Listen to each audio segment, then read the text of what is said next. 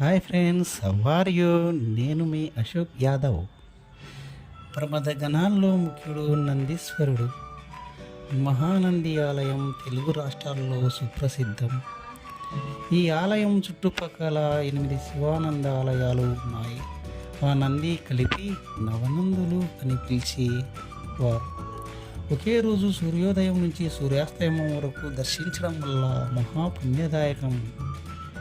ఈ విధంగా వెలిసిన నవనందులను కార్తీక మాసంలో సోమవారం నుండి దర్శించుకుంటే జన్మ జన్మల పుణ్యము, గ్రహదోషాలు, సంతాన సాఫల్యం జరుగును, కోరిన కోరికలు తీరుతాయి.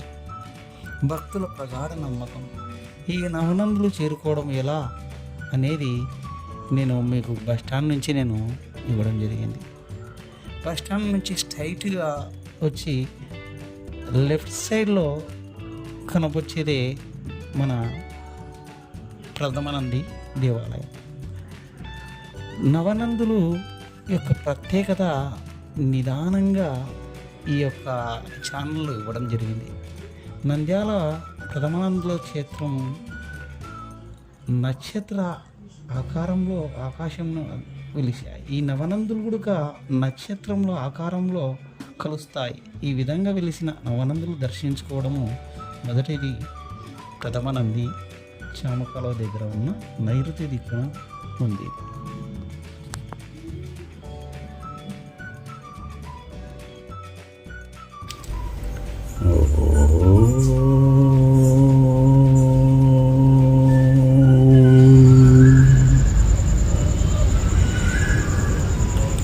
నంద్యాల పట్టణం పశ్చిమాన ఉన్న ఆంజనేయ స్వామి ఆలయం నాగానంది ఉన్నది. నాగానందిని దర్శించడం ద్వారా పాపకర్మలు తొలగిపోయి వారికి మనసు ప్రశాంతత లభిస్తుంది. పిల్లలు కావాలి అన్నవారు ఈ నాగానందిని దర్శించడం ద్వారా గ్రహదోషాలు తొలగిపోతాయి, సంతాన సాఫల్యం లభిస్తుంది, అష్టైశ్వర్యాలు లభిస్తాయి.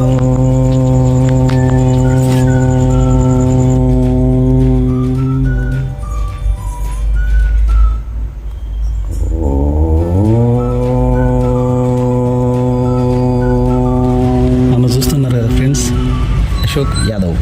బీదవారికి సేవ చేయాలని తపన. వారితో మాట్లాడుతుంటే వారి కళ్ళల్లో ఆనందం ఫస్ట్ టైం నా మనసు పులకరించింది. ఈ ప్రపంచంలో సేవ చేయాలనలో ఉన్న ఆనందం ఎక్కడ లేదని భావించాను. మానవ సేవే మాధవ సేవ. బీదవాళ్ళనే దేవుడున్నాడు. వారి హృదయాల్లో, వారి మాటల్లో, వారి సంభాషణల్లో, వారి నిజ జీవితాల్లో భగవంతుడు ఉన్నాడు.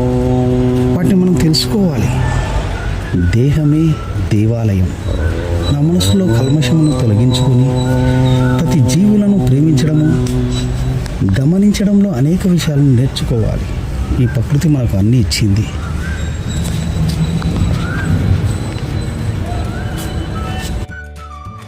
ఓం నమః శివాయ, ఓం నమః శివాయ, ఓం నమః శివాయ, ఓం నమః శివాయ, ఓం నమః శివాయ, ఓం నమః శివాయ. Please subscribe. ఓం